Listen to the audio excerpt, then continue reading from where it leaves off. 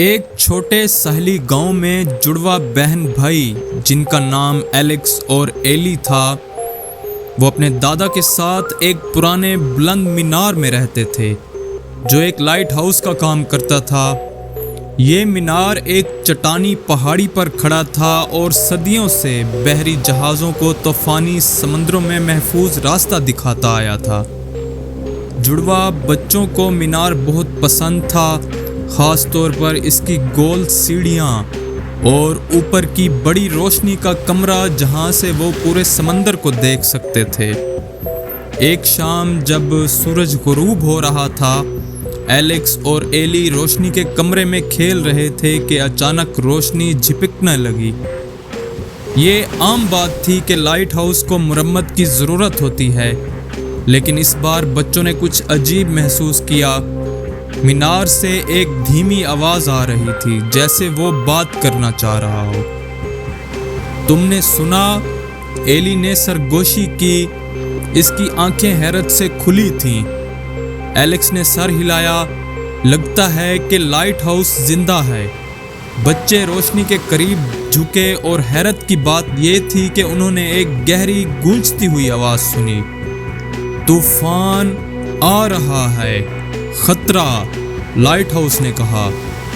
ایلی اور ایلیکس نے ایک دوسرے کی طرف دیکھا۔ لائٹ ہاؤس ہمیں خبردار کر رہا ہے، ایلیکس نے پرجوش ہو کر کہا۔ وہ فوراً اپنے دادا کے پاس بھاگے جو اپنی کرسی پر آرام کر رہے تھے۔ دادا، لائٹ ہاؤس ہم سے بات کر رہا ہے، انہوں نے چلا کر کہا۔ ان کے دادا ہنس پڑے، یہ سوچ کر کہ ان کی کوئی نئی کہانی ہوگی۔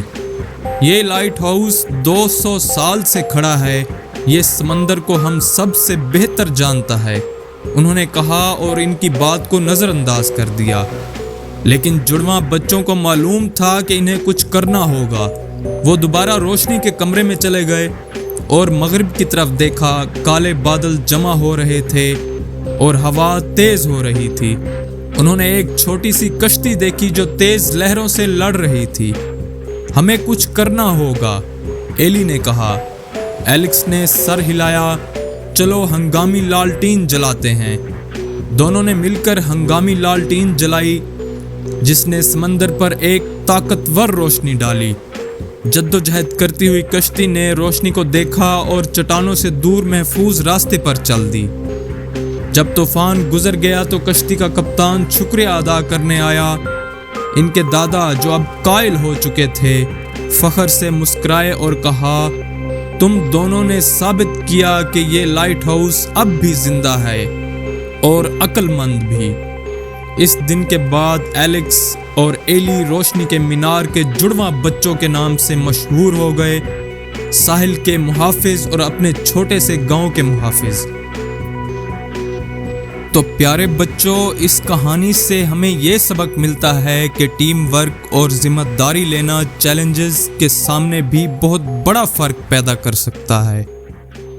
اگر آپ کو ہماری ویڈیوز اچھی لگیں تو لائک، شیئر اور آپ کے اپنے چینل کڈزی اسٹوری لینڈ کو سبسکرائب کرنا نہ بھولیں۔